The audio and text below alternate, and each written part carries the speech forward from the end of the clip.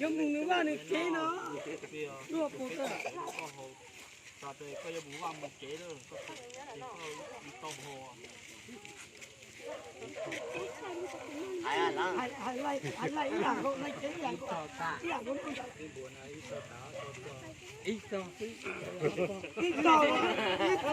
chùa bé chùa là có tớ nó mà, lại có mấy con đó.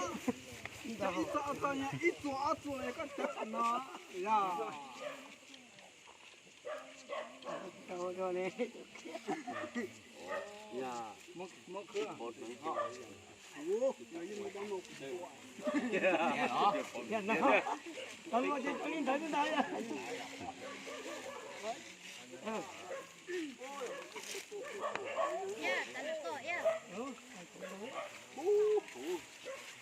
cho lực kế nè.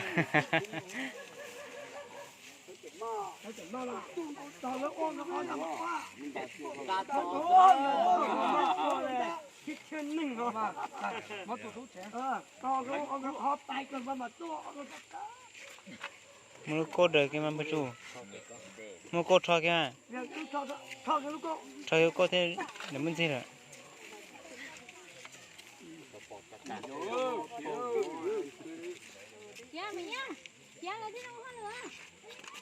cho cái lúc cốt à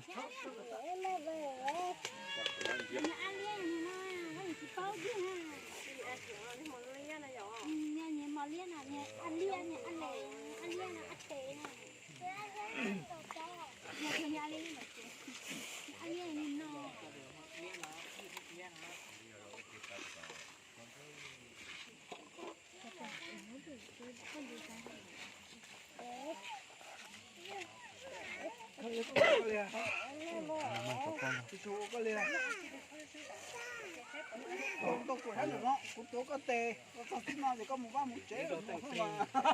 Tè là có tiền nói. Có do còn cái con mồi thì có và có cái các có và có chế nó.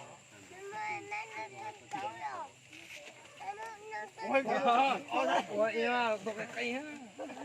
Có chỉ lâu chờ đấy. Chưa tiêu à Tiêu à.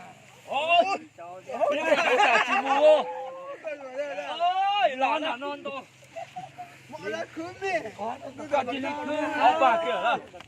Bà chú nó đấm à? Họ lâu đâu. Họ đâu. Sao cho à? Lâu thế là cho. Ôi, rồi. Cũng mới cứ Em nó một con nó có một nhà, nó 3 tháng tu à? Thế còn lại chơi thế cái yếu từ. Nó chỉ một chẳng có tự nhiên mà. Rồi. Chẳng là thiệt rồi đi hả? Nó một chậu. Đây nhảy vô. Kia. Đây là những phải ở chuột ra. Đây. lên gì Ôi. Lên gì à? Lên gì.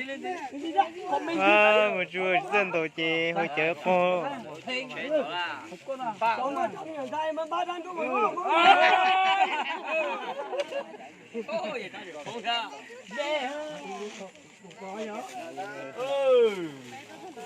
Tính vô. Còn mà lúc nào trong cái này cho em người thay rồi nhé chứ. Một thằng à, nó gì kia. Ô. Bài ơi. Lúc này chơi. Tôi vô chết tao. Lúc nào mà trong kia chị chờ em người thay rồi nhé cái cơ. đi chết đâu thế luôn